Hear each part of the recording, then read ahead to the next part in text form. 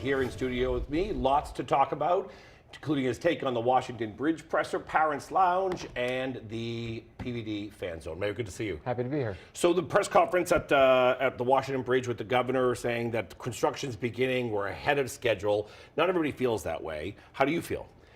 So I do see progress. You know, I live pretty close over there and go jogging down there regularly. So I do see progress. That's great. That gives a little hope, a little light at the end of the tunnel. But, you know, I think all of us want this done as soon as possible. And I'm not sure terms like ahead of schedule are meaningful because we all just want it done. Right. But I mean, obviously, when you say ahead of schedule, people are thinking, okay, really? Yeah. And I'm just wondering if you still feel that frustration with your constituents. Yeah, I think most of us have settled into a norm that we know what to expect on most days. The problem is there's still sort of no margin for error. So one accident, one issue, and the whole thing gets blown up. And I think last week or 2 weeks ago there was an accident, a really slow commute in the morning. We see it in the city when that happens. That's not regular, but when it does happen, it's hugely disruptive. All right, we want to move on. I want to talk about the Paris Lounge violence that we had over the weekend. I don't know if you were up last night at 11 o'clock when we found out that the owner of the club is actually a Cranston city councilor who apologized. Again, we have more of this kind of violence in the city of Providence, and I'm just curious as to, you know, this is a city councilor, a politician that owns it. Yeah, I mean, it doesn't matter who the owner is. Whoever the owner of any of our nightlife establishments needs to follow the rules and provide a safe environment for their patrons. And so that establishment is currently closed under a mandatory closure. They have another hearing tomorrow with the Providence Board of Licenses. That board will do its due diligence and do its work to figure out what the appropriate penalty is and what the appropriate next steps are. But they need to be able to ensure that their patrons can be safe and that it is appropriate to reopen. Let me follow up with that. Yes, every owner should take responsibility. This is an elected official who told us last night he didn't know about permits. I didn't realize this person was here. Are you kidding me? I mean, people are watching saying you're an elected official. If you had a bar in Cranston, I would assume that you would follow all the rules to make sure that you weren't on TV talking about it. I'm not going to be a bar owner because I'm in bed by 10 o'clock if I can help it. But any owner, whether they're connected or not, elected or not, it really doesn't matter. They all have to follow the same rules. But you'd think that an elected official would also. It doesn't right? matter. They all have an obligation to know the rules. Right. Have and you the Board called of them and talked to them? Licenses. No, that's not appropriate for me. That's a job for the Board of Licenses, and they have a hearing tomorrow. Right. There's lawyer. He's represented by a lawyer. They'll go have that hearing. It's a quasi-judicial type format, and so they have a right to make their case in front of the board. And I trust that the board will do the right thing. I want to do one more follow-up question on this because you know how I hit you a little hard on the club issues here in Providence because I don't necessarily see them in Boston, Hartford, or New York. I'm not saying they're extinct there, but we seem to hear a lot here. So they get in trouble, seems to be a pattern, they are suspended, and then they get a hearing Thursday, and then boom, they're open Thursday, Friday, Saturday again. And I mean, isn't this going to be the same old problems again if we don't start closing these places for good? So that's not the pattern. They get an emergency closure, which is where they are right now, to give them time to come in and have their case heard, if you will, and then the board makes the decision that's the next step.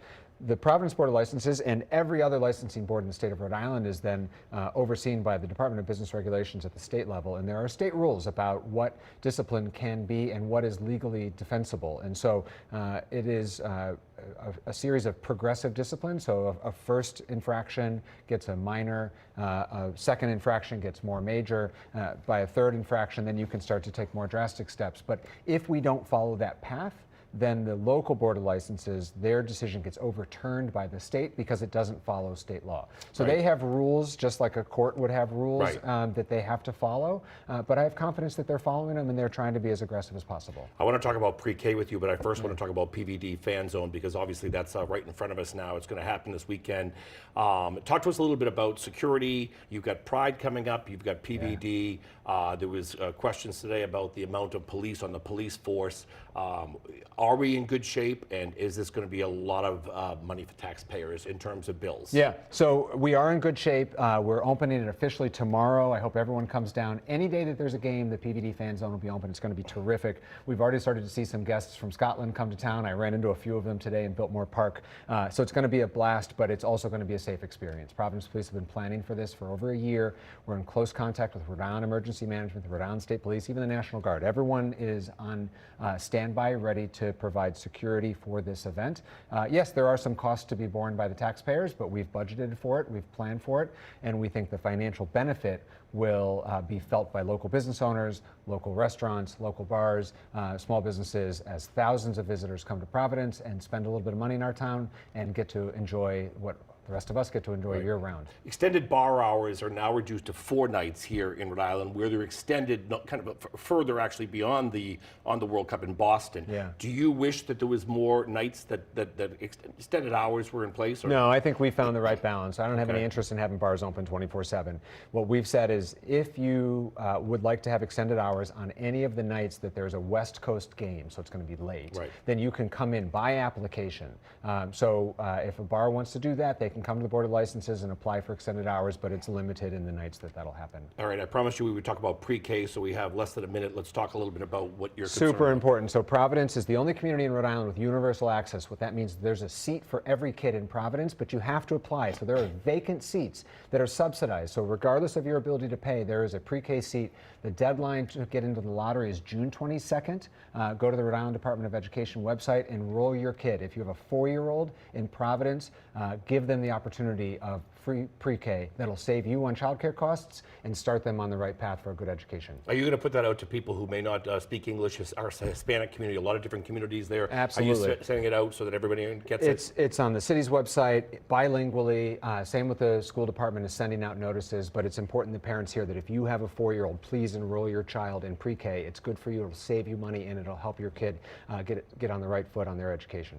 All right, good luck with PVD Fan Zone. Hope to see you down there. I hope to see you as well. Yeah. Thanks for your time. I certainly appreciate it. Thanks. All right.